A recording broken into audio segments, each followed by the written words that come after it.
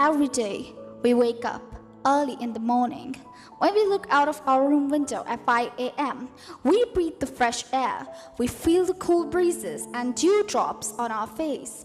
We look at the astonishing dawn and sunrise, but the most important thing that makes this scene more adorable is birds chirping its sweet song. But what if I told you this same morning wasn't the same, but rather terrifying? Nearly 66 million years ago, let's rewind the clock into the Cretaceous period, when the sky was streaming with deadly creatures. Imagine waking up in this period and open your room window. What will happen? Before you could understand anything, these deadly creatures will clump you in its claws and make you ride the whole Cretaceous sky. For many, it's a great joy, but to pay for a ticket, you have to become the food of the very creature. The creature you're encountering isn't someone else but the flying dinosaurs, Cretaceous birds, or we can call them hunting aircrafts. When we think of Cretaceous, the first thing came to mind is dinosaur. After dinosaur, we delve into its mysterious kinds, but when we think of flying dinosaurs, the first thing that comes to our mind is Quetzalcoatlus. Quetzalcoatlus from the species of pterosaurs and from the family of Astericidae is one of the largest and high-altitude flyers of Cretaceous period. This animal lived estimated between 68 and 66 million years ago in Mesozoic era. Some estimates proposed its wingspans 15 or even 20 meters, while weight estimates were ridiculously low. These could be less than 100 or even 70 kilograms, while recently a maximum weight of 250 kilograms has been accepted for these giants. Recently, an estimated of 10-meter wingspan inverted the older, ultralight body but huge wingspan model for a heavier, narrower wingspan.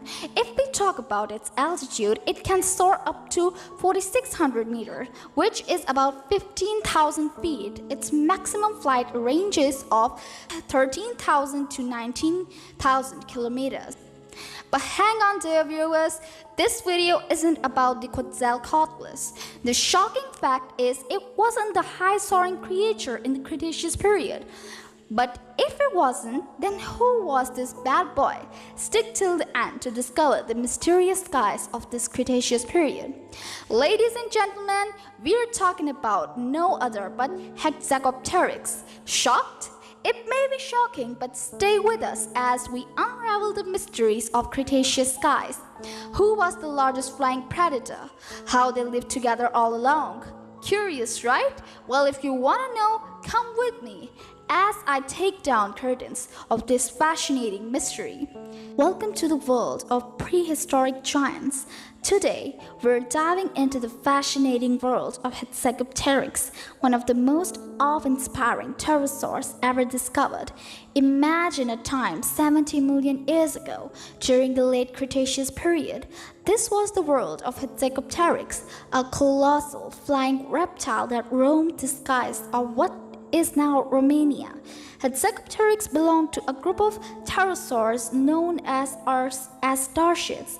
These creatures were renowned for their impressive wingspans and formidable appearance.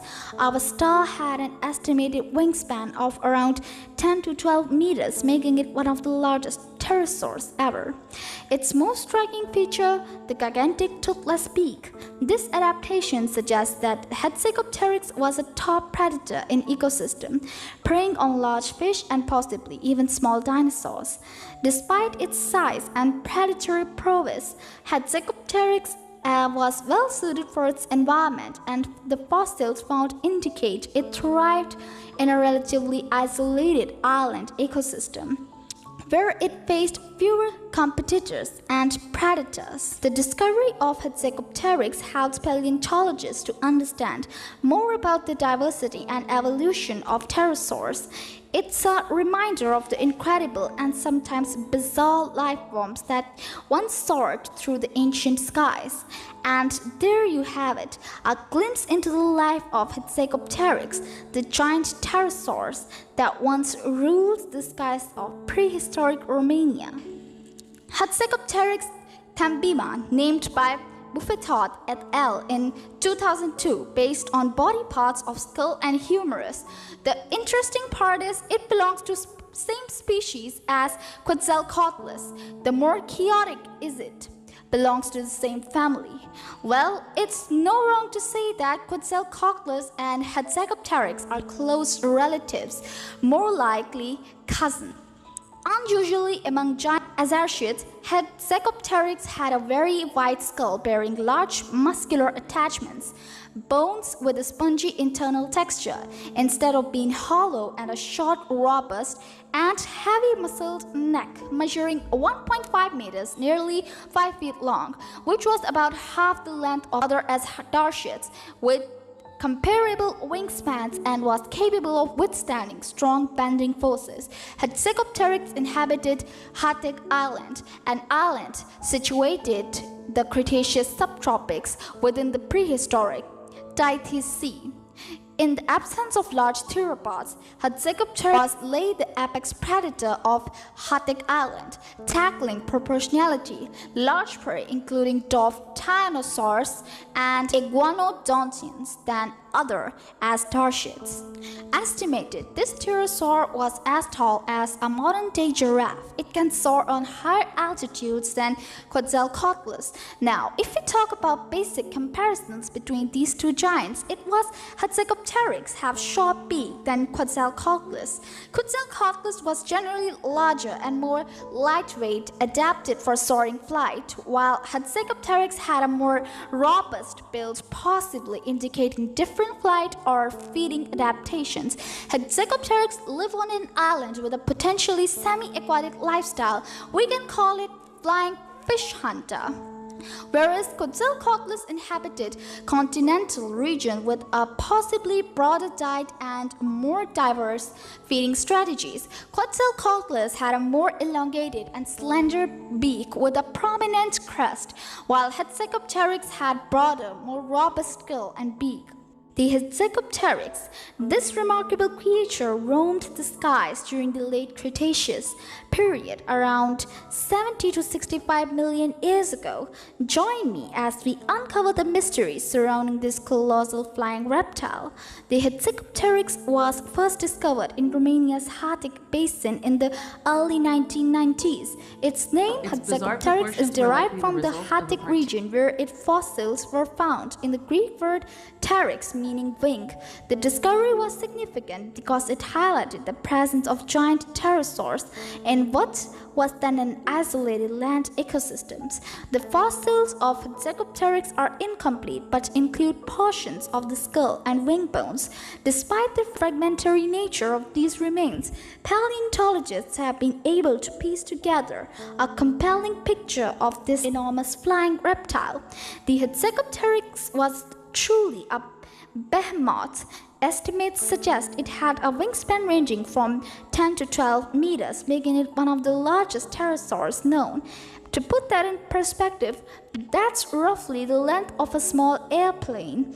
Its skull alone could reach lengths of up to 3 meters.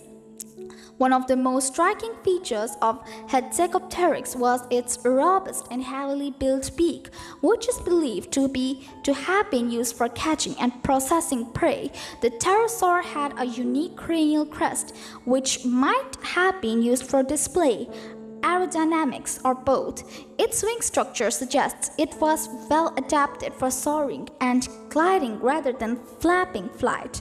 The Hatzeg Basin, where Hatzegopteryx lived, was a semi-isolated island during the late Cretaceous period. The island ecosystem known as the Hatzeg Island was home to a diverse array of flora and fauna, including dwarf dinosaurs.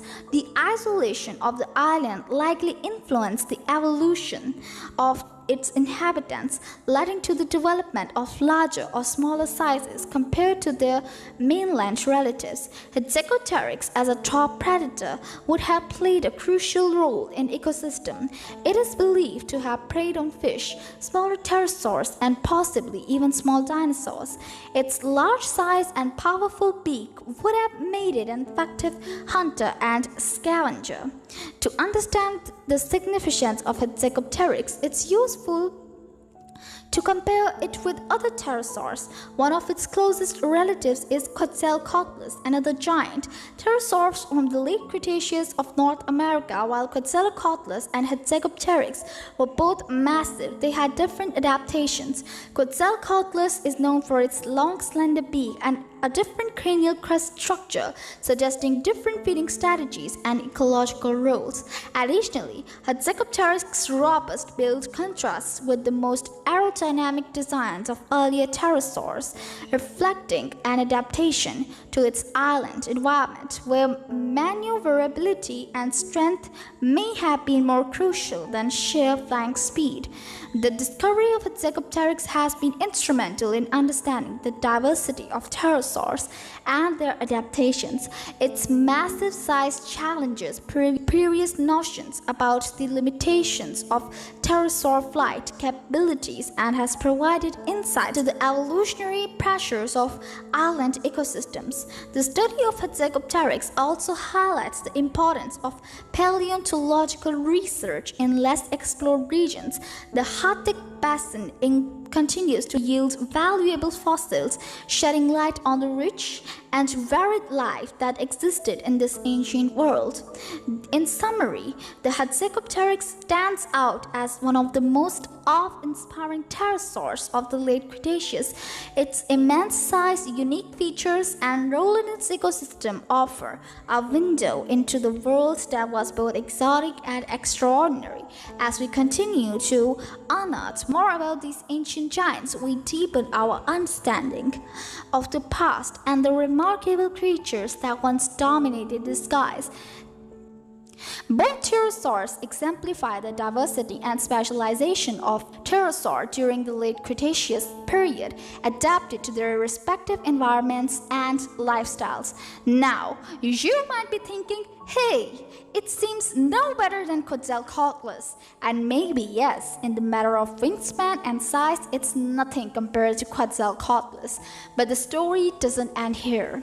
Hatzegopteryx and Quetzalcoatlus each had their own unique adaptations, but if we consider scenarios where Hatzegopteryx might be considered better in specific contexts, a few aspects come to mind. Hatzegopteryx was adapted to the unique conditions of the Arctic island environment, which included isolation and limited resources. This must be the introvert child of the family. This could imply a specialized diet or behavior that allowed it to thrive in an isolated setting, potentially giving it an edge in that specific ecological niche. Hatzegopteryx had a more robust and stout build compared to Quetzalcoatlus. This robust structure might have been advantageous for hunting or handling different types of prey, including potentially larger or more challenging food items. It could have been better suited to a more powerful bite or more intense physical interactions. While Quetzalcoatlus had a lighter build advantageous for soaring flights over long distances, Hatzegopteryx might have had more maneuverable flight capabilities due to its sturdier frame. This could have allowed for more effective short-distance maneuvers or adjustments in response to local conditions. The specific adaptations of Hatzegopteryx to the island environment, such as potential semi-aquatic behaviors, may have provided it with specialized advantages in a niche that was not as readily available to larger mainland pterosaurs like Quetzalcoatlus. In summary, Hatzegopteryx might have been better suited to specific ecological condition of its island environment, and more robust feeding adaptations make it particularly well adapted to its unique habitat. However, it's important to recognize that these advantages are context-specific and relative to their respective environments and lifestyles. Now the question arises, who is better overall? What's your opinion? Let us know in the comments. No matter which one is considered more superior, but in the world of biodiversity, ants are equally important as humans to our environment and ecological systems. So how can we say that Quetzalcoatlus is more important than Hatzegopteryx? No doubt, both were apex predators and were adapted and specialized for different environments. Both of them keep their prey population in check. The rule of ecosystem is balance, and one species is no longer needed, system just wipes it out. Nature is life, but sometimes it can be brutal. When the need of specific beings is fulfilled and it started to create problems, this would no longer be part of ecosystem. Modern humans nowadays playing with nature, which has resulted in loss of biodiversity, and many common species are nearing their end. If this doesn't stop, probably nature will wipe us out. Now coming back to Hatzegopteryx, it might not be the superior of Quetzalcoatlus. It remained underrated for a long time. Hatzegopteryx remained underrated for a long time for several reasons. Hatzegopteryx is known from relatively few and incomplete fossils. The limited and fragmented nature of the evidence made it difficult to fully understand and appreciate its significance. Pterosaur research is complex and less well-known compared to dinosaur studies.